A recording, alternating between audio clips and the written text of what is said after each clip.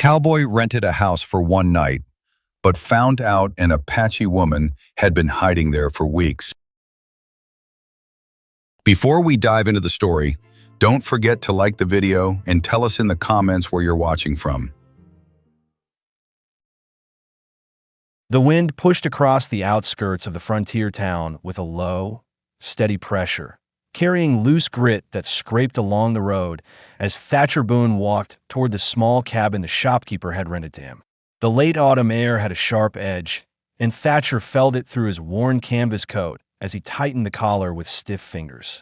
His body ached from weeks of drifting from ranch to ranch, taking whatever work kept him moving. He never stayed anywhere long, never accepted more than a temporary bunkhouse bed, because settling down meant remembering the night his younger brother died in the barn collapse. That memory pushed him forward whenever a place grew too familiar. He had only come to town for supplies and a bed. He didn't want conversation or company. His goal was simple: sleep a full night indoors and ride out at sunrise before the town's noise or questions reached him. That was all. No roots, no ties, no explanations.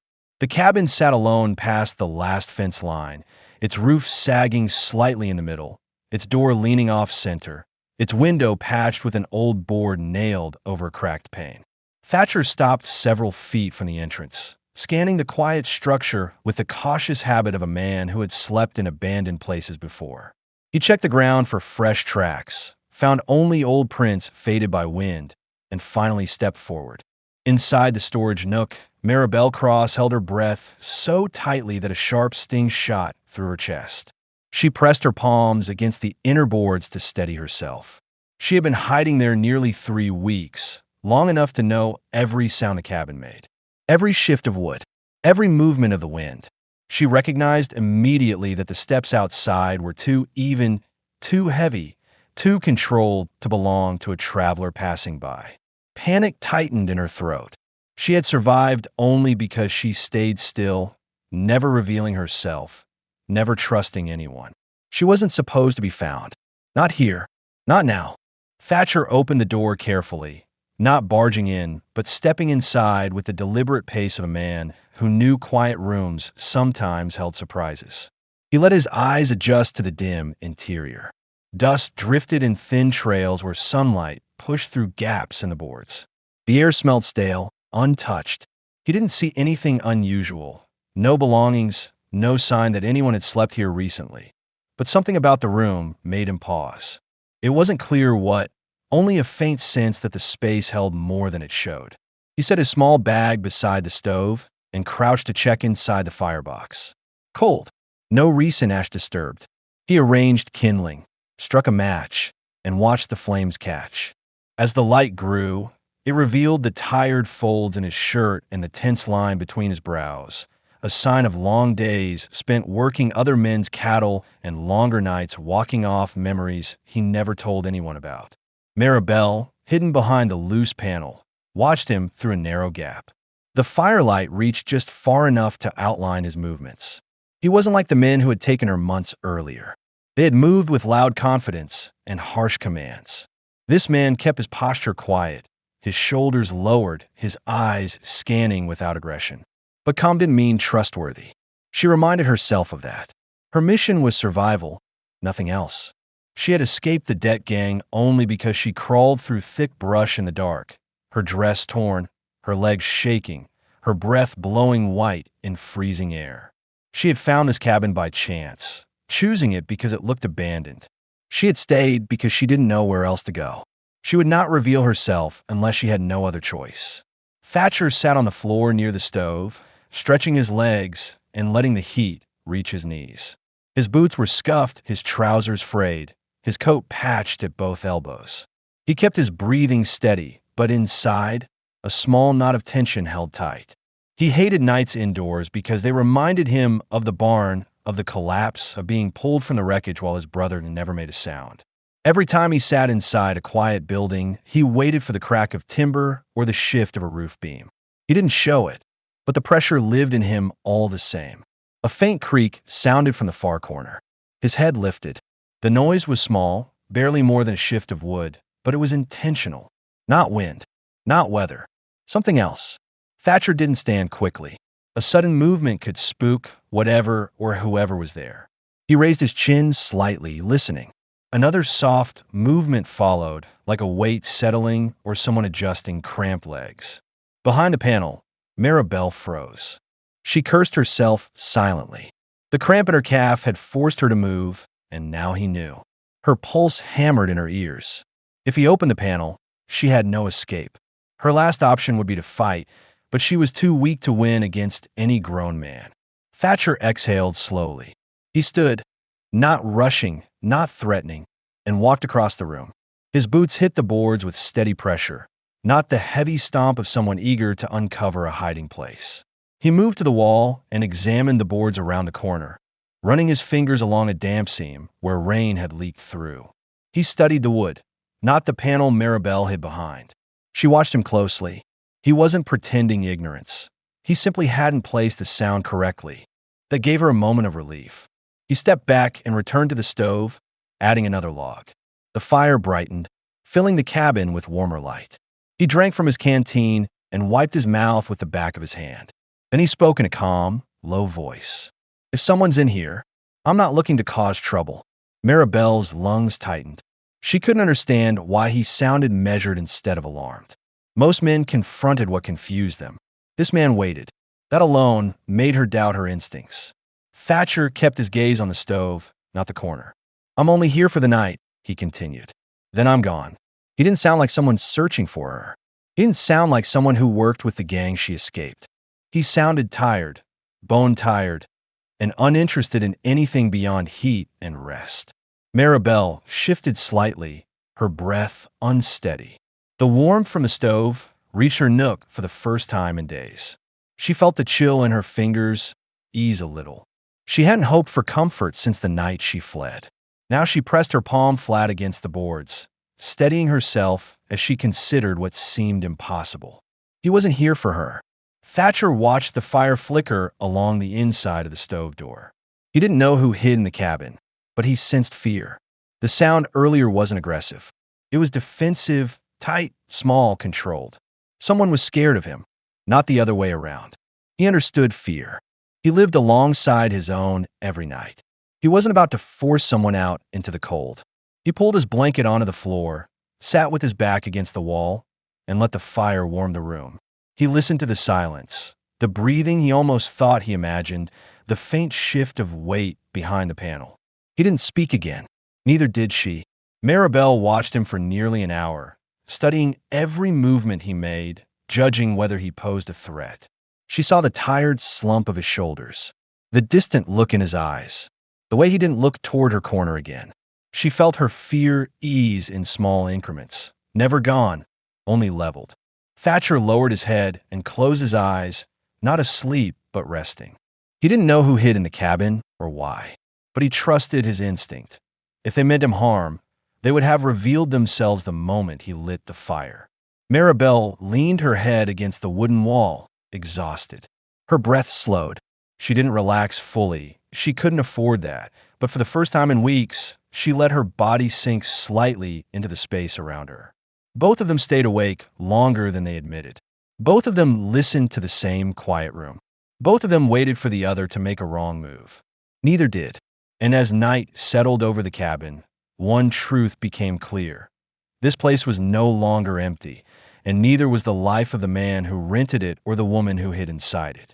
Thatcher Boone woke before daylight reached the window.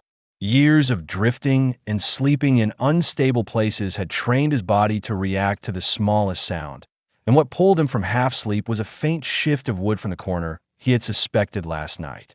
His eyes opened immediately. He didn't lift his head at first. He listened. Another sound followed, so light it could have been a piece of cloth brushing the boards. But it wasn't the wind. It carried intent, caution. Someone was trying not to be heard. Thatcher breathed slowly, keeping his posture still against the wall. He felt his pulse rise, not from fear, but from a clear understanding. The cabin wasn't empty, and whoever hid there was awake and alert. He weighed his options quickly. If he moved too fast, he'd frighten them. If he ignored the noise, he'd risk escalation. He decided to let the room speak first. Inside the hiding nook, Maribel Cross squeezed her eyes shut, angry at the small motion her cramped legs had forced on her. She had shifted only an inch to relieve pressure in her foot, but the echo betrayed her. She waited for heavy footsteps or the scrape of a weapon, both of which she had grown used to anticipating during captivity. Neither came. The silence in the cabin held steady, not aggressive, not demanding, only expectant.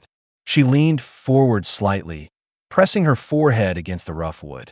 She needed to decide whether to stay hidden or prepare to run. But where would she go? Outside was open land. She would be exposed instantly. Inside was a stranger, but he hadn't acted like the men she escaped. He hadn't searched the cabin. He hadn't raised his voice or threatened her. He simply acknowledged her presence and then left her alone. That alone wasn't trust, but it wasn't danger either. Thatcher finally moved, pushing himself up with methodical care. He didn't go near the corner. Instead, he checked the stove, added a piece of wood, and listened as the fire resumed its steady crackle. He wanted to show his hands were busy, not approaching anything hidden. The tension between them wasn't aggressive. It was fragile, like two animals testing each other's intentions. He spoke quietly, still facing the stove. "You don't have to stay in that corner." No response, only the subtle vibration of someone holding their breath. He wiped his palms on his trousers and continued. "I heard you again. I'm not going to force anything." His tone stayed, even almost tired, but I won't pretend I didn't notice. Maribel's heartbeat kicked hard against her ribs. She held the edge of the wood panel and waited. If he came closer, she would retreat deeper into the tiny space. But he didn't move. He stayed beside the stove, giving her distance. Thatcher turned slightly toward the table instead of her direction. He reached for his canteen, took a drink, and then placed it on the table in a way that felt intentional. "If you need water," he said, "it's here." The simplicity of the gesture unsettled Maribel. She wasn't used to kindness without conditions. For months, she had lived under threats, commands, and fear. This was different, quiet, steady, without expectation. Her mind raced. If she revealed herself, she risked everything.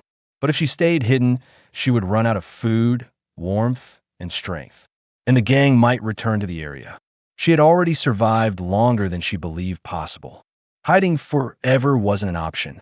Thatcher stepped toward the window and nudged the crooked board covering the cracked pane. He adjusted it until the draft eased. He didn't sigh or complain, didn't show irritation about the cold. He simply fixed the problem. Maribel noticed the care in that small act. She saw the way his shoulders tightened when he moved, as if pain lived deep in his muscles. She wondered if the tension came from injury or guilt. She didn't understand why she cared, but curiosity appeared before she could stop it. Thatcher turned from the window and faced the room as if deciding something important. "I'll be sitting outside for a few minutes," he said quietly. Maribel tensed. He lifted his coat from the chair. "I need to check the horse. I won't block the door. If you want to step out from wherever you are, that's your choice." Her breath caught. He was creating space for her without knowing who she was. Thatcher opened the door and stepped out into the cold morning. The air bit at his face, and he welcomed the fresh sting because it forced him to stay grounded. He walked toward his horse, checked the saddle straps, and ran a hand along the animal's neck. His mind wasn't fully on the task. He kept replaying the faint, tense sound from the cabin. Whoever hid inside wasn't a threat. He felt that in his bones. The hidden person sounded scared, not dangerous. He understood fear that came from experience, not imagination. Inside, Maribel stared at the open space he left behind. The door wasn't completely shut. He had left it ajar on purpose. She recognized the gesture instantly. He wanted her to choose what happened next without pressure. She pressed her palm against the inner wall once more. Her breathing grew uneven. Stepping out would change everything. But staying hidden would keep her locked in the same fear that had controlled her for months. Her muscles shook as she made her decision. She slowly pushed the loose panel aside. The moment marked the first choice she made for herself since she escaped. Thatcher tightened the saddle cinch and felt a faint shift in the air behind him, a quiet draft from the cabin door, different from before. He turned slowly not to startle whoever stepped out, but to acknowledge the change. A thin silhouette appeared just inside the doorway, half hidden by shadow. She wasn't ready to come fully into the light, but she wasn't hiding anymore. For both of them, the second chapter of that morning had begun, and neither had expected to share it. Thatcher Boone didn't move right away when he noticed a shadow in the doorway. He kept one hand on the saddle and watched carefully, giving the figure time to adjust to the cold morning air and the weight of being seen. He understood what it meant for someone to hide for weeks. He understood the cost of stepping out. So he didn't approach. He didn't call out. He simply waited. Inside the doorway, Maribel Cross kept her fingers wrapped tight around the frame, her knuckles pale from how hard she gripped it. The cold air hit her bare feet and climbed up her legs, and she regretted stepping out for a moment. Not because of him, but because her body had grown used to the small, stale warmth inside the nook. Her heartbeat climbed higher than she wanted. She wasn't trembling from the cold. She was trembling from the decision she had made. She forced her eyes upward, studying him in full for the first time. He stood with a careful stillness, the kind carried by someone who didn't rush unless necessary.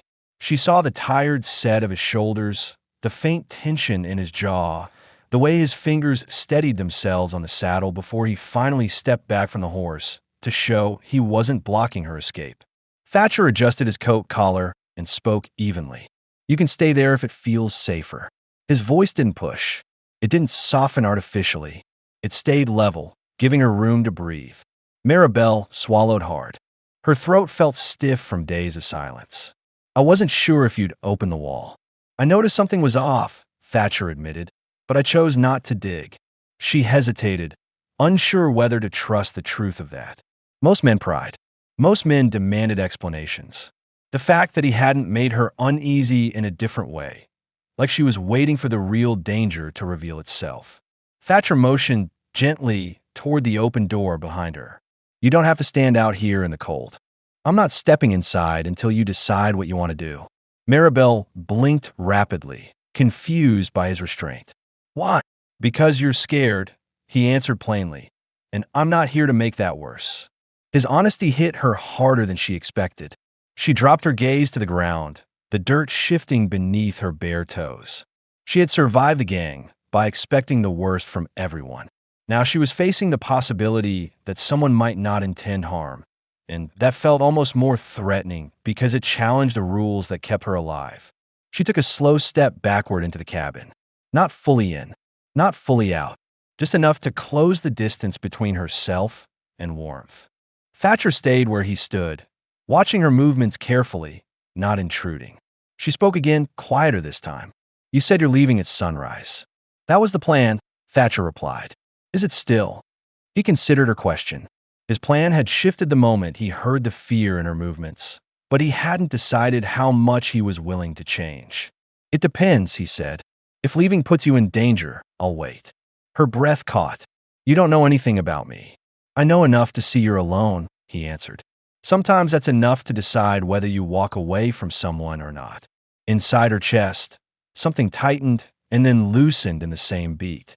She wasn't ready to accept help, not fully, but she couldn't ignore the steadiness in his voice.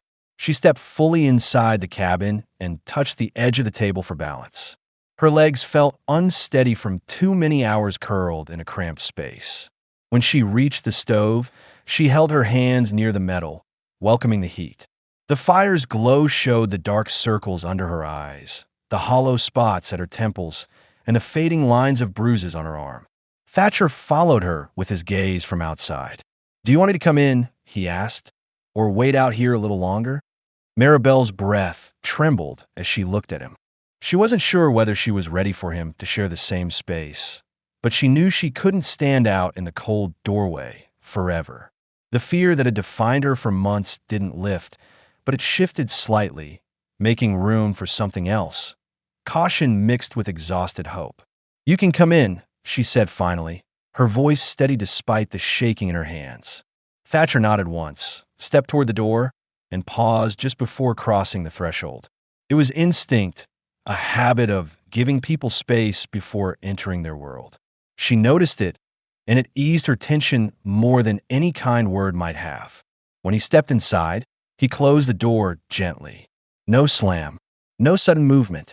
Maribel backed up a few inches to make room, keeping her shoulder near the stove where the warmth settled strongest. Thatcher remained near the door, not approaching her. He took in the room again, now seeing it not as a place to sleep, but as a place where someone had been fighting for survival under miserable conditions. "How long have you been here?" he asked. She wet her lips. "Since the night I escaped." His jaw tightened at the word escaped. He didn't ask from what. He didn't ask who held her. Instead, he checked the cabin with a new purpose, noting the weak spots, the broken frame, the thin walls, and the window that needed reinforcement. "Anyone come looking?" he asked. "Not yet," she whispered. "But they will. They always check towns."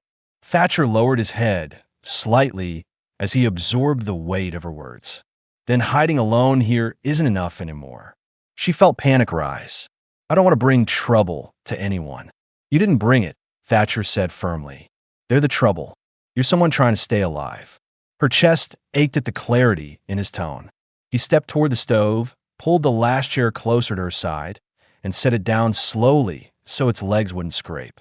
He sat, keeping a comfortable distance. Close enough to hear her, far enough not to intimidate her. "My name's Thatcher Boone," he offered. "I work ranch jobs wherever they need hands. I don't stay long." Maribel studied his face. Tired eyes, calm posture, quiet strength. "Then why stay now?" "Because leaving doesn't feel right," he said simply. "Not with you here." The words landed with weight, but not pressure. She swallowed, feeling heat prick her eyes though she didn't cry. She looked toward the nook she had lived in for 3 weeks. "I thought I died in that corner," she admitted. "Not from wounds. From waiting." Thatcher looked at the panel, the cramped space that had kept her alive. "You're out now," he said, "and no one's forcing you back in." The morning light crept slowly across the floorboards, illuminating them both. For the first time since she fled, Maribel wasn't alone with her fear. For the first time in years, Thatcher wasn't the only soul in the room with a heavy past. Their shared silence didn't feel dangerous. It felt like the start of something neither had planned, and neither was ready to walk away from. The fire burned steady by mid-morning, filling the cabin with a warm, uneven glow.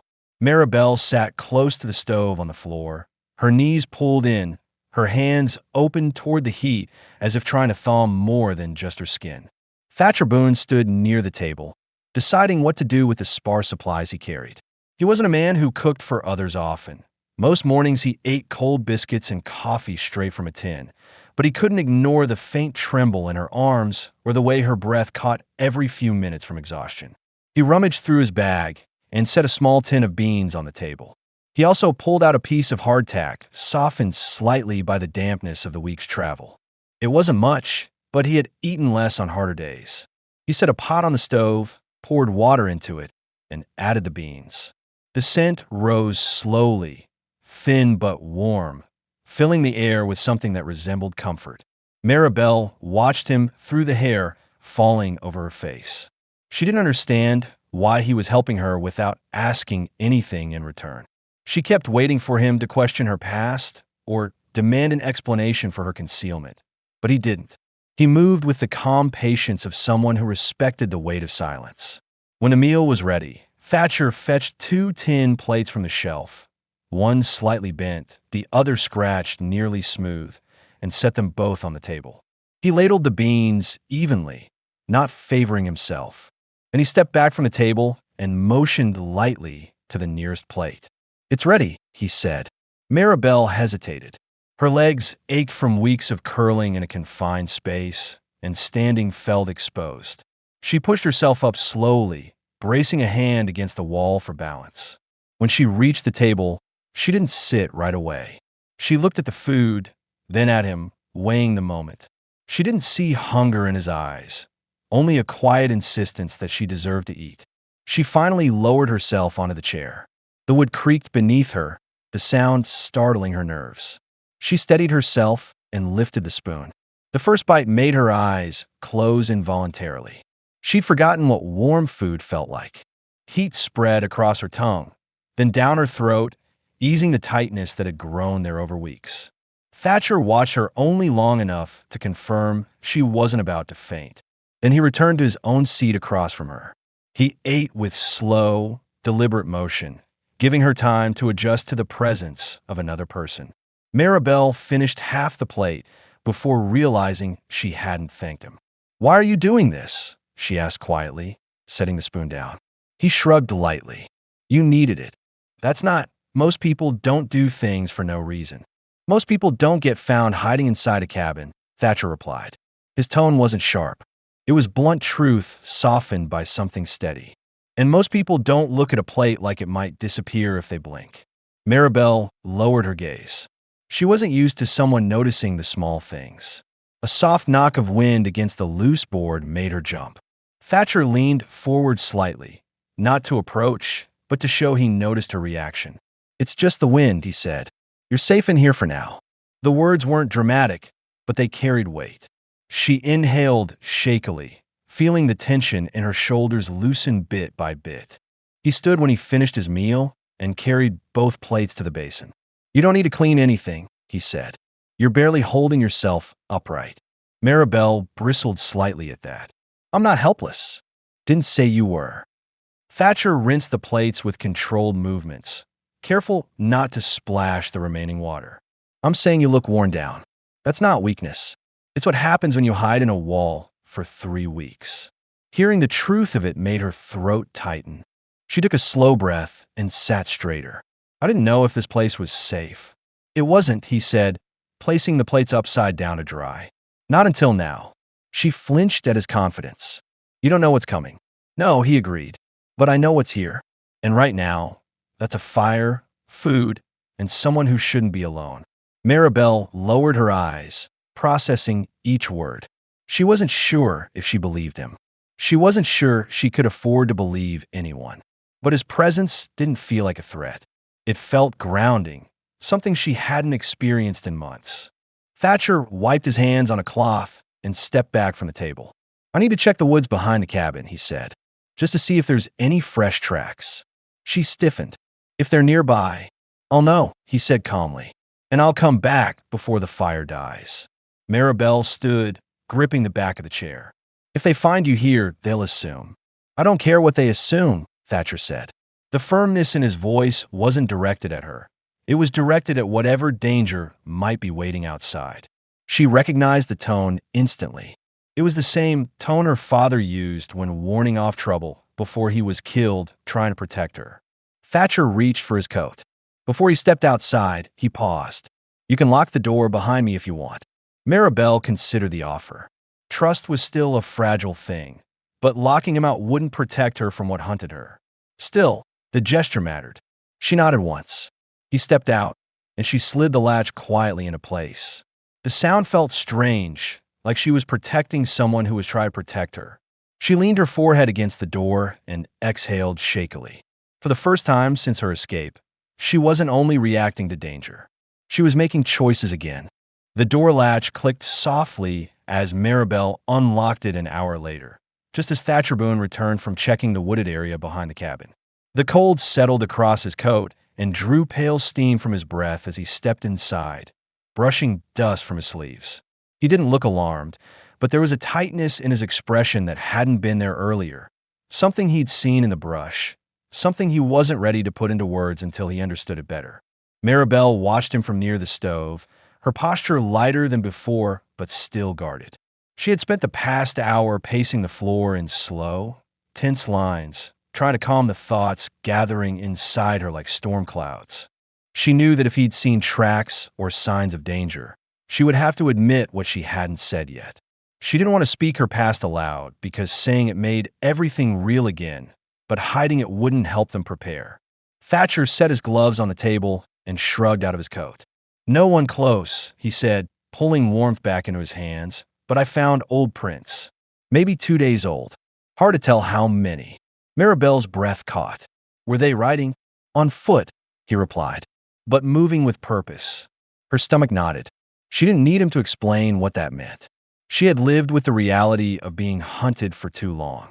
Those men never stopped once they marked someone as valuable. She tightened her grip on the edge of the stove, the heat grounding her. Thatcher studied her reaction, how her shoulders tightened then dropped, how her eyes darted toward the window and back. "They after you?" he asked. She didn't answer right away. She walked to the small bench near the far wall and sat down, folding her hands together so tightly her knuckles turned pale. "It was a debt," she said finally. "Not mine. My father's. They said he owed them more than he could pay. He told them he didn't. They didn't care." Thatcher moved closer, stopping several feet away, not looming over her, but giving her room to speak. "They came at night," she continued, staring at the floorboards. "They tied my parents and said one of us had to go with them until the debt was covered. My father told them to take him." Her voice shook once, but she kept talking. "They took me instead." Thatcher's jaw tightened, not from surprise.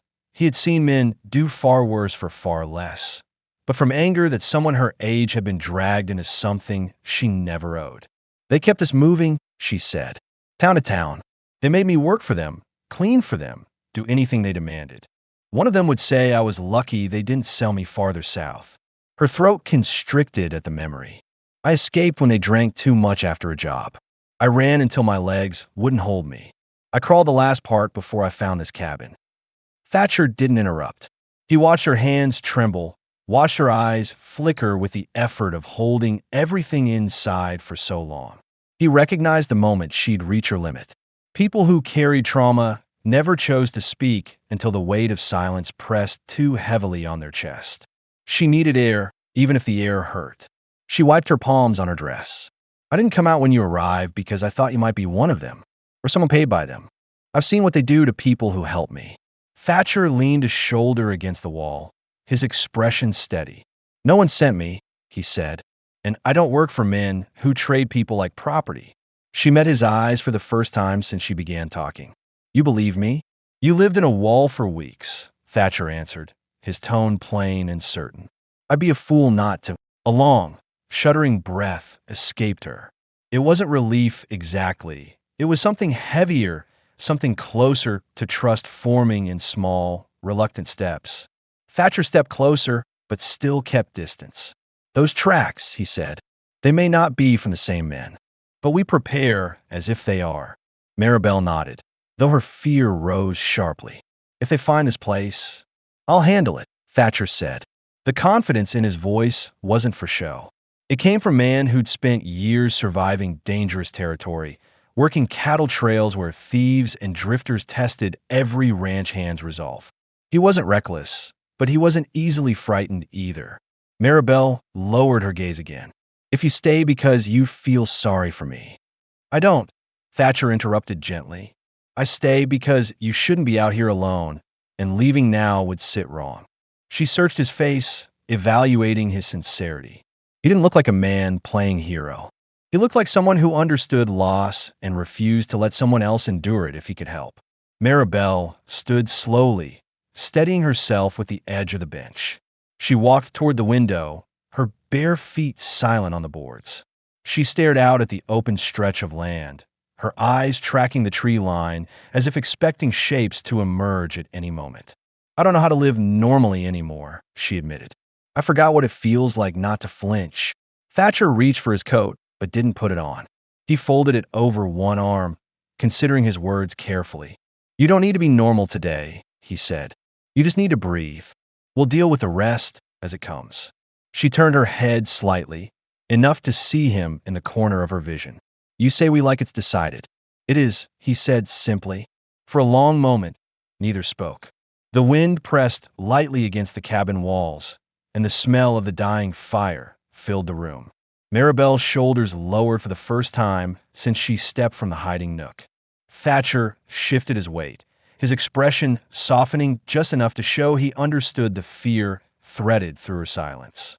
In that quiet moment, two people who had lived entirely separate lives found themselves connected by a fragile, unexpected alliance, shaped not by promises or dramatic declarations, but by survival, honesty, and the simple decision not to walk away. The past had caught both of them in different ways. But for the first time, neither of them faced it alone. The daylight slipped away faster than either of them expected, leaving a dim amber glow stretching across the floorboards. Thatcher Boone added another piece of wood to the stove, the flames rising enough to push back the evening chill. The cabin warmed slowly, carrying a steady hum that softened the edges of the room. Maribel Cross sat near the far wall, her legs crossed beneath her, her back straightening every few minutes when old pains reminded her of the weeks she spent cramped behind the hidden panel. Thatcher watched her posture from across the room. She wasn't fragile. She held herself with quiet discipline, but her eyes betrayed exhaustion that no rest had been able to erase yet. He respected the way she masked discomfort, but he also understood the toll it took to pretend nothing hurt. His own back still stiffened every time he sat near a wall too long, a leftover tension from the night his brother died. He recognized the twitch of someone trying not to reveal weakness. Maribel shifted her hands toward the firelight, rubbing warmth into her fingers. "It feels different tonight," she said without looking at him. "Not safer. Just less like I have to hide in the walls." Thatcher pulled his coat from the peg and draped it over the back of her chair. "Hiding takes more out of you than you think," he replied. "When you stop, everything hits at once." She didn't reach for the coat, but she acknowledged the gesture with a small nod. She didn't want pity. What she wanted, what she'd been denied for months, was to be treated like a person again, someone with needs that didn't involve fear as a condition. Thatcher sat at the table, elbows resting loosely on its worn surface. "You sleep at all last night?" Maribel hesitated. "I tried. Every time I closed my eyes, I heard footsteps that weren't there." He didn't judge her answer. "It'll take time. Your mind keeps replaying danger even when the room is quiet." She finally met his gaze. "Does that happen to you?" He held her eyes for a moment before answering. "Most nights." Her expression shifted, something between empathy and realization. She had assumed he was simply quiet by nature, but now she understood it went deeper. They were two people shaped by different kinds of loss, both carrying reflexes they didn't ask for. Thatcher stood and walked to the window. He checked the latch again, pressing the crooked frame until it held firmly. "I reinforced it with a few nails," he said. "Should stay shut unless the wind kicks hard." Maribel watched the careful way he moved, as though he was making sure every corner of the cabin worked as it should. "Why do you fix things that aren't yours?" she asked. He paused with his hand still on the window frame. "Because someone's living here right now," he said. "Makes it mine enough." The simplicity of the answer stunned her. It wasn't romantic or dramatic or said for effect. It was practical, sincere. She didn't know how to respond, so she let the fire fill the silence. Thatcher returned to the table and pulled out his small bedroll. He spread it near the door, leaving her the warmer area near the stove. She frowned slightly. "You don't have to sleep that far from the fire," she said. "It's fine," he said. "Old habit. I sleep better knowing I can hear the door." Maribel understood what that meant. He wasn't afraid of her. He was protecting the cabin from whatever might try to force its way in. The thought sent a strange warmth through her stomach, one she didn't know how to name. Gratitude felt too small. She hadn't felt protected in so long that the emotion itself felt unfamiliar. She drew her legs closer and watched him arrange the bedroll. "You keep looking at the tree line," she said softly. "What did you really see earlier?" Thatcher weighed the question before responding. A few broken branches and footsteps pointed south. No fresh campfires. No signs of a chase. But enough to make you uneasy. He met her gaze. "Enough to make me pay attention." Her breath tightened. She had hoped the danger was farther away. Thatcher noticed the tension in her hands. "If they come near, we'll hear them long before they reach the cabin. And I'll be ready." She looked down. "You talk like protecting me is already your job." "It's not a job," he said quietly. "It's a choice." The words settled between them with a weight neither tried to disturb. Maribel shifted closer to the fire, letting the warmth reach her legs. "If they do find this place, we'll handle it," Thatcher interrupted, firm but calm. "But I'm not planning for the worst until there's reason." She nodded slowly, comforted not by false promises, but by his steady realism. As the room dimmed further, the fire casting soft flickers along the walls, she finally asked something she'd held back since morning. "What were you doing out here before I came into the open?" "Try to sleep through a night without thinking about something I can't change," he answered honestly. Her lips parted slightly. "Your brother?" Thatcher stiffened almost imperceptibly. He didn't deny it. He didn't look away. He simply acknowledged the truth with a single nod. Long time ago. Doesn't feel like it. Maribel pulled the blanket tighter around her shoulders. Pain doesn't care how much time passes. No, he agreed. It just changes shape. The fire crackled softly. The wind pushed against the walls, but didn't rattle them the way it did before he reinforced the window. For the first time since her escape, Maribel didn't flinch at the sound. Thatcher laid down on the bedroll, folding one arm behind his head, keeping his other hand near his boots in case he needed to move fast. Maribel settled against the wall, her body easing despite the tension still lingering inside her. The last thing she heard before sleep pulled her under was Thatcher's steady breathing, a sound that felt unexpectedly reassuring. And for the first time in months, she drifted into rest without expecting someone to drag her awake. The first light of dawn reached the cabin in a thin, pale strip, landing across the floor near Maribel's feet. She stirred awake with a start, her hand instinctively reaching for a wall that wasn't enclosing her anymore. For a brief second, confusion gripped her. She expected the cramped boards of the hiding nook, the stale air, the suffocating darkness. Instead, she felt open space, warm air from the stove's lingering coals, and the slow, steady breathing of someone else nearby. Thatcher Boone lay on his bedroll near the door, one arm draped across his chest, the other resting beside his boots. He wasn't fully asleep. His breathing had the controlled rhythm of someone trained to wake at the slightest disturbance.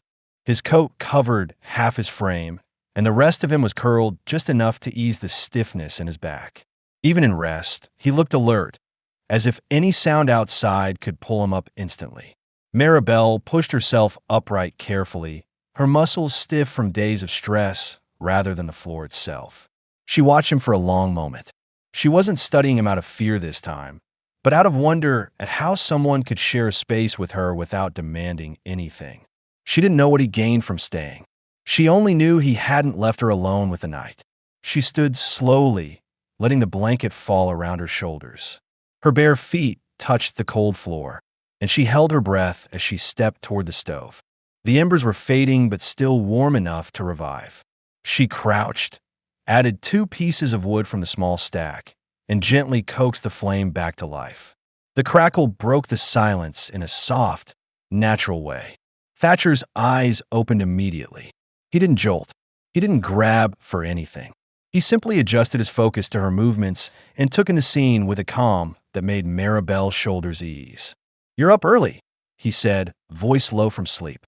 "I'm used to it," she answered. "Hiding doesn't let you sleep long." He pushed himself upright with slow, deliberate motion, rolling his shoulders against the stiffness.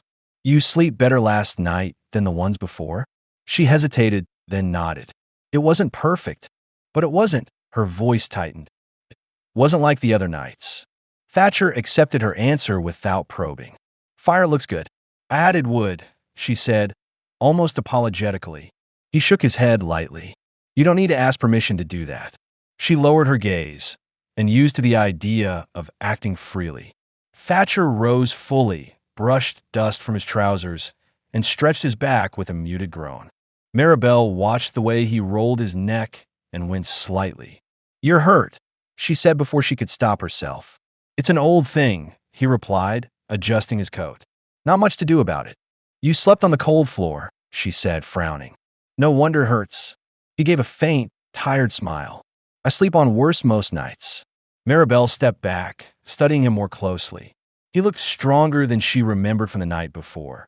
Not because he appeared more imposing, but because he carried a steadiness that didn't rely on bravado. He simply existed with quiet discipline, which somehow made him feel safer than anyone she had met. Thatcher noticed her studying him, but didn't comment. Instead, he reached for his canteen and held it out to her. "Drink before you start the day. Helps steady the nerves." She took it hesitantly, sipping the cool water. "You're acting like you're staying," she said softly. He paused only a second before answering.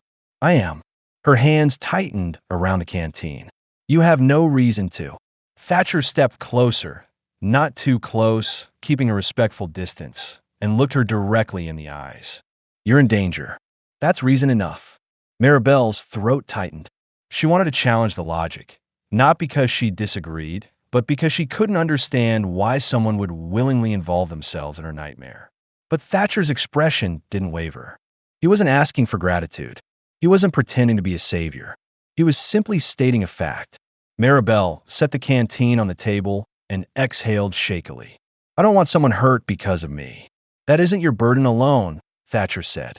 And if danger comes, I'd rather be here than hear about it after. She blinked hard, processing the unexpected loyalty in his words. Thatcher broke the heaviness of the moment by moving toward the window. He lifted the board slightly and scanned the landscape. Tracks from yesterday were heading south, he said. Could be passing men. Could be scouts. Hard to tell without more sign. Maribel stepped closer, instinctively lowering her voice. What do we do? We stay alert, he answered. We keep the place ordered, and you stay out of sight until we know who's circling near this area. The word we hit her again, not as a promise, but as a commitment he'd already accepted. Her hands fidgeted with the blanket. If they come here, I don't know if I can face them. You won't be facing them alone, Thatcher said, turning to her. His tone was quiet but firm. I've dealt with men like that before. She swallowed hard. They're not just thieves. They're cruel. So am I when pushed, he said honestly. The bluntness made her chest tighten in a new way. Not fear, but a feeling of being protected by someone who didn't hide his capabilities. Thatcher moved toward the table, pulling out his small knife to cut a stale piece of bread. He offered half to her. You need strength today. We'll likely have a long one. Maribel accepted the bread, studying the rough edges of the slice. You talk like helping me is natural. He shrugged lightly. Feels wrong to walk away from someone who's been fighting alone. She closed her eyes briefly, overwhelmed by the simple truth of that. When she opened them, she noticed he had shifted his bedroll farther from the door, closer to the wall. Why move it, she asked. Better line of sight to the windows, he said, and it keeps the draft off. Maribel took a deep breath, feeling something inside her settle. Not fully, not safely, but enough to let her shoulders ease for the first time since she'd escaped.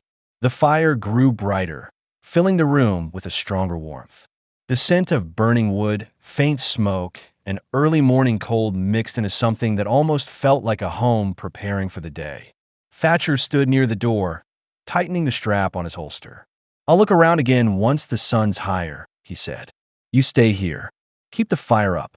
And if anything feels off, stay low and silent. I'll be back fast. Maribel stepped toward him without meaning to. Thatcher, don't go far. He paused, turning his head enough for her to see the faint softness in his expression. I won't. She released a breath she'd been holding since the moment he mentioned scouting.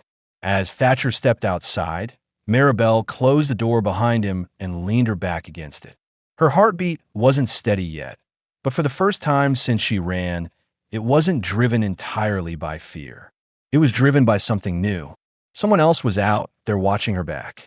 And that changed everything.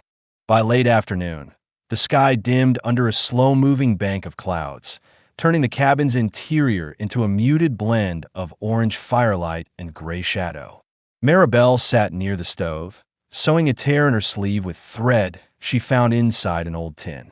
Her hands weren't steady, but the repetition kept her thoughts from spiraling. Every shift of the wind outside made her pause and listen, expecting heavy boots or coarse voices. Nothing came. Thatcher Boone returned as the light faded, stepping inside with a careful pace. His boots carried fresh dirt, and his coat was chilled from the long hours spent walking the perimeter. He closed the door with a controlled motion, not loud, not sudden. When he pulled off his gloves, Maribel saw the faint red marks across his knuckles, signs of gripping the cold too long. She immediately stood. Did you see anything new? He shook his head once. Still quiet. No new tracks. No movement near the ridge. He hung his coat on the peg and added, but quiet doesn't always mean safe. Maribel felt her stomach tighten. Do you think they're circling somewhere farther out? It's possible, he said. Men like that don't give up quick, but they also don't wander without purpose. If they're looking, they'll follow patterns, check towns, check cabins. He paused. We're not on the main trail. That buys time. She sank back in her seat, absorbing every word. I keep replaying their voices, she admitted. Every time I think I'm calm, I hear them again. Thatcher crouched beside the stove, brushing ash from the grate before adding a thick log. The fire responded with a deep crackle that warmed the room instantly. Fear doesn't switch off, he said. It stays until you give it something stronger to lean against. Maribel watched the way he coaxed the fire to life. What was yours? She asked. What helped you push past it? He stopped mid-motion, the question hitting him deeper than she intended. He sat back on his heels, wiped soot on his trouser leg, and looked at the wall as if seeing something far older than the cabin. For a long time, he said, voice low, nothing helped. I figured I'd drift forever because staying anywhere made the past louder. She didn't interrupt. When my brother died in that barn, he continued. Every sound after creaking wood, wind hitting walls, it put me right back under that roof. No place felt steady. No face felt familiar long enough to trust. Drifting became the only thing that made sense. Maribel swallowed. She didn't pity him. She recognized the same survival instinct she carried. Keep moving so memory can't catch you. So why stay here? She asked, her voice steady but soft. Thatcher lifted his gaze to hers, meeting her question without flinching. Because you're scared but you're not broken, he said. And walking away from someone who's fighting that hard doesn't sit right with me. Her breath hitched. She'd expected a practical answer. Safety, strategy, maybe duty. She hadn't expected something so deeply human. She looked away briefly, blinking back the sting in her eyes. I'm not worth getting dragged into trouble for. That's not your call, Thatcher said. The firmness in his tone stunned her. He stood and walked to the table, pulling out a small cloth bag where he kept his spare ammunition. He sorted through the cartridges, checking each one with a practiced thumb. Maribel watched quietly, noticing how careful he was with every movement, not rushing, not wasting motion. This was a man preparing, not for war, but for responsibility. After a long silence, she spoke again. Thatcher, if they come here, I don't know if I can stand in front of them. I don't know if I can even speak. You won't need to, he said, not looking up from the cartridges. I'll deal with them. But you don't owe me anything, she insisted, her voice rising slightly. He finally met her eyes, calm and unwavering. I'm not doing this because I owe you, he said. I'm doing this because it's the right thing to do. Maribel pressed a hand against her chest, feeling her heartbeat respond in uneven waves.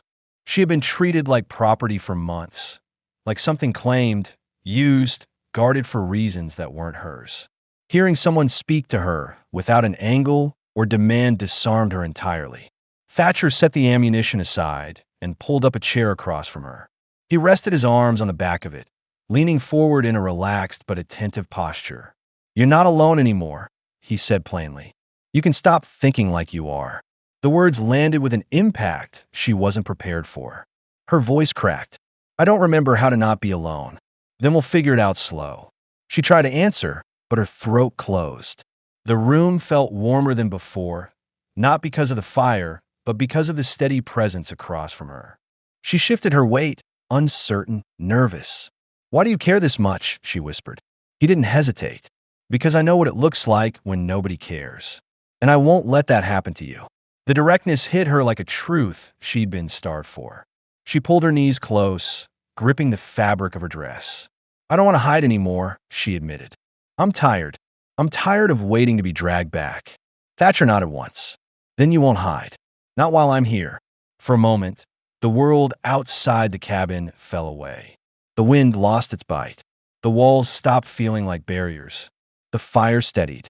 Maribel looked at him with something new in her eyes. Not just fear now, not just survival. A fragile, cautious trust. Thatcher stood slowly and gathered her empty sewing tin, placing it gently on the shelf. Get some rest, he said. Tonight's quiet.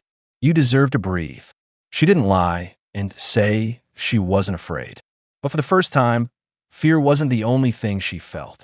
She watched his silhouette as he checked the door latch, the window frame, and the edge of the roof where the wind sometimes slipped through. He wasn't just securing the cabin. He was securing their small, growing piece of safety. And Maribel realized something as she lay down near the fire. He hadn't chosen the journey here, but today he had chosen her. The morning arrived without threat. For the first time since Maribel Cross had stepped out of the hiding nook, the sun rose cleanly over the ridge, casting a gentle light across the cabin walls. The air outside carried a low breeze, steady and cool, brushing against the window Thatcher Boone had reinforced. Inside, the fire burned quietly, the warmth spreading evenly across the room. Thatcher had been awake long before dawn. He stood outside the cabin now, scanning the empty stretch of land with narrowed eyes. He wasn't tense, he was focused. The hours of scouting yesterday had given him enough information to understand the situation. Whatever tracks he'd seen were fading, leading south, not circling back. No return prints. No smoke from distant camps. No broken branches that suggested a lingering threat. The men hunting her had moved on, but he didn't trust luck. Not yet. He remained still for another minute before stepping back inside. Maribel sat at the table with her hands wrapped around a warm tin cup of water. Her hair fell loosely over her shoulders, brushed by her fingers rather than neglect. Her posture was straighter than the day before, as though sleep had finally given her enough strength to stand without bracing for harm. She looked up the moment he entered. "Anything? Nothing out there," he said, closing the door softly. "Tracks are old. They're not close." A slow breath escaped her. Not quite relief, but something close. She set the cup down. "I don't know what to do next," she murmured. "I never planned past surviving the night." Thatcher leaned against the door, arms crossed, studying her quietly. "Then we figure out the next steps together." The word together made her chest tighten. She wasn't used to having a say in her future. She wasn't used to imagining one at all. He walked toward the table and sat across from her. "Tell me what you want," he said. "Not what you fear. What you want." She opened her mouth, then closed it. She looked at her hands, the faint marks on her wrists, the trembling that came and went without warning. "I want to stop hiding," she whispered. "I want to feel like I'm allowed to exist without being chased." Thatcher nodded. "That's a start." Her eyes lifted. "And I don't want to be alone anymore." Those words came out fragile, almost apologetic, as if she expected judgment for saying them. "You're not," he answered simply.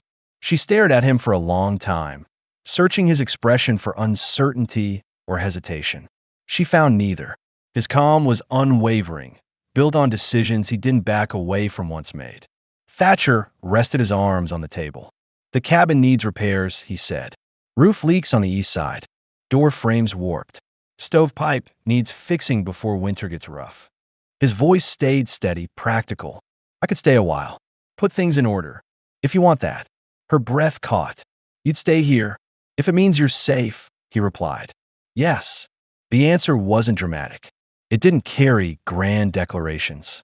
It was steady, grounded, and real, exactly the kind of commitment she had never been offered in her entire life. She moved from the table to the window, resting her hands on the sill. She looked out at the empty land, the long stretch of dirt and brush that had once felt like a boundary she couldn't cross. Now it looked different, wider, less threatening, as if she wasn't trapped by it anymore. Thatcher approached slowly, stopping beside her, but leaving enough space to let her choose the moment. Maribel spoke without turning. "When I ran that night, I thought dying in the cold was better than being dragged back. Then I found this place. I thought maybe it would give me one night of safety." She finally looked at him. "I didn't think someone like you would walk through that door." He lowered his gaze for a moment. "I didn't think I'd find someone fighting this hard to stay alive." Their eyes held, the air between them tightening with the weight of everything that hadn't been said. Maribel stepped closer, not by mistake, but by choice. "If you stay," she said carefully, "I won't make you guess what I need. I'll tell you. And if you decide to leave later, I won't hold it against you. I don't want to lose the safety of this place." Thatcher reached out slowly, giving her time to pull back. When she didn't, he brushed his fingers lightly against her forearm. It was the first deliberate contact between them, gentle, grounding, chosen. "I'm not planning to leave," he said. "Not now. Not after everything we've seen of each other." Her breath shook, but she didn't step away.